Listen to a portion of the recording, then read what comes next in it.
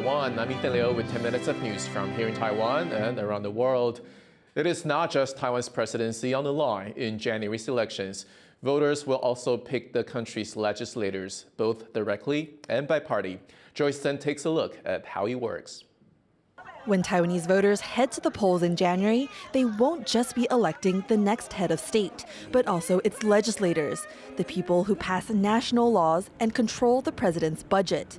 That vote has two parts: a district lawmaker, won by a single member per district in a first-past-the-post race, and the party list, essentially a party popularity contest. Votes won here will directly translate into a ratio of legislative seats. The party list is really important because it allows the political parties to nominate the unusual candidates. Some people want to make sure that their needs at home, their local needs, are addressed, right? And the legislative election gives them the opportunity. Out of Taiwan's 113 legislators, 73 are chosen by district. 6 are reserved for elected indigenous lawmakers, while the remaining 34 reflect party popularity.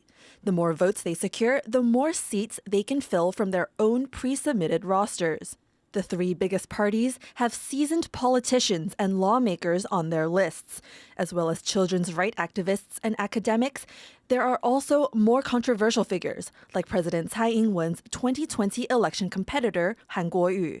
As the top-seeded pick of the opposition Kuomintang, or KMT, the recalled ex-Kaohsiung city mayor could be the next parliamentary speaker if the KMT wins a legislative majority. A move analysts say is strategic to make up for what their presidential pick, new Taipei Mayor Hou You-yi, lacks. Hou You-yi is sort of weak, not only in eloquence. Hou You-yi also suffered from the lack of knowledge in international politics. Han Kuo-yu has a great sense of humor. He knows how to express in a very interesting way. He can bring a lot of momentum, can instigate a lot of controversy against the DPP if DPP is going to be the next ruling party. The ruling DPP, or Democratic Progressive Party, has held the legislative majority for the past 8 years. The KMT's stake has been sizable with 37 seats, while the TPP, or Taiwan People's Party, occupies 5 spots, with the rest scattered across smaller parties. The legislature is the main arena to debate issues that will affect daily life here.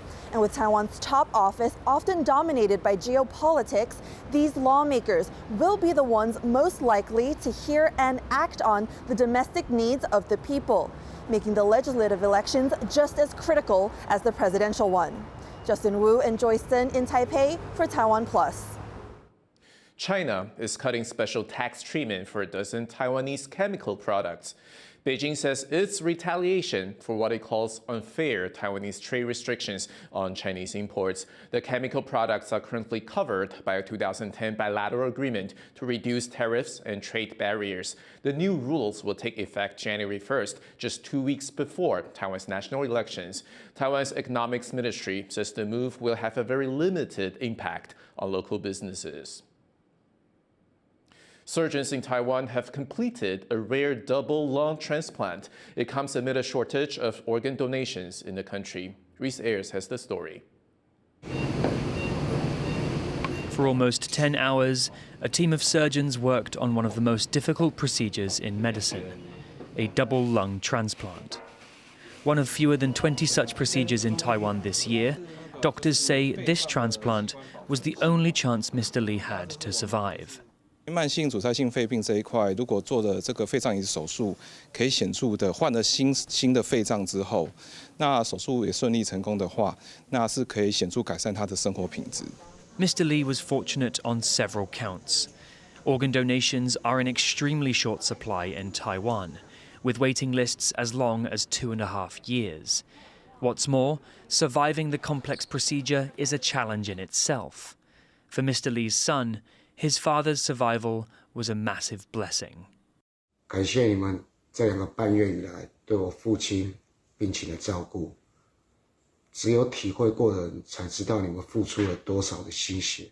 In addition to a lack of organ donations, very few surgeons can perform such a difficult operation. Taiwanese surgeons have to first train and become qualified overseas to perform organ transplants. But improvements in medical techniques are helping increase patient survival rates.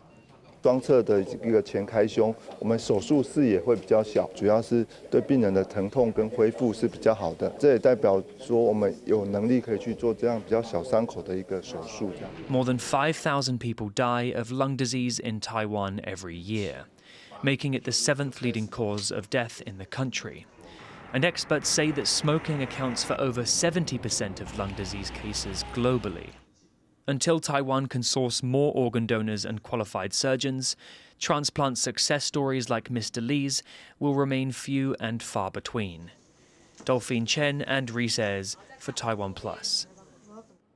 Sending a message to smokers in Taiwan, a woman in the northeastern county of Yilan is picking up cigarette butts to do her bit for the environment. Irene Lin has the story.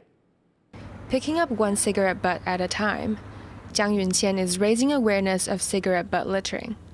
烟蒂里面有一个非常可怕的成分叫做醋酸纤维。那其实烟呢，它除了尼古丁，还有很多有毒的物质。Jiang has been working to protect the environment for years and regularly participates in beach cleaning events. More recently, she's joined other volunteers cleaning an oil spill that's hit Taiwan's northeastern coast. The land pollution is also an issue she cares about. Jiang's picking up cigarette butts along the entire coast of the northeastern county of Yilan. She's doing it for the environment and her kids. She says she hopes to leave the world clean and safe for future generations. Many passerbys were touched by Jiang's activism and volunteered to help. 觉得就是很厉害，这样子愿意这样子走，对，然后不会这种脏污吧。Jiang says she often sees cigarette butts tossed on the streets. But this kind of littering doesn't just harm the environment. In most places in Taiwan, it's an offense you can get fined up to $120 for. 如果你没有地方丢，你应该把烟蒂熄灭后自己带一个包包袋子自己带回家。Jiang is just halfway through her 6-day journey, and she's continuing to inspire people along the way, making it clear that smokers might want to think twice before littering and leaving the public to clean up after them. Klein Wang and Irene Lin for TaiwanPlus. Forget cat videos. A Thai farmer has taken love for furry felines to another level by planting massive designs of them across his rice fields. Joyce Zen has the story. A peacefully sleeping cat lying in a field of rice, or rather across it. These giant kitties are the creations of Tanyapong Jaikam, a northern Thailand factory worker turned part-time farmer who for months has been experimenting with rainbow rice by using it to create art. เนื่องจากว่าเราเอาข้าวสับปะสีเนี่ยเรามาคอมไบน์กับงานศิลปะเราก็เลยมีคอนเซปต์อาร์ตออกมาว่าในน้ำมีปลาในนามีแมว It's all part of a local university's pilot project to study the rice variety, whose leaves range in colors from deep purple to yellow. Pulling off these furry friends was not easy. Jaikam says it took around 200 helpers, GPS systems, and a drone to get right. ก็จะอยู่ในขั้นตอนของการที่เราใช้ต้นข้าวเนี่ยมาเติมเต็มในแต่ละจุดเพื่อให้ได้เฉดสีที่เรากำหนดซึ่งระยะนี้จะต้องวางให้ถูกต้องแล้วเฉดสีของเขาก็จะมีการเปลี่ยนแปลงไปเรื่อยๆตามระยะของเขา Jaikam's hoping to kill 2 birds with 1 stone and help boost his country's economy, which relies heavily on both agriculture and tourism. He's expecting as many as tens of thousands of visitors soon when his cats open to the public on December 30th. เนื่องจากว่าอย่างน้อยทาสแมวต้องมา By combining art and science, Jaikam hopes more farmers will also push the grain for more innovative harvests that can feed people in more ways than one. Justin Wu and Joyce Sen for TaiwanPlus. Thank you for watching What's Up Taiwan. Finally, we bring you this footage of plum blossoms blooming in Taiwan's southern city of Tainan. I'm Ethan Liu.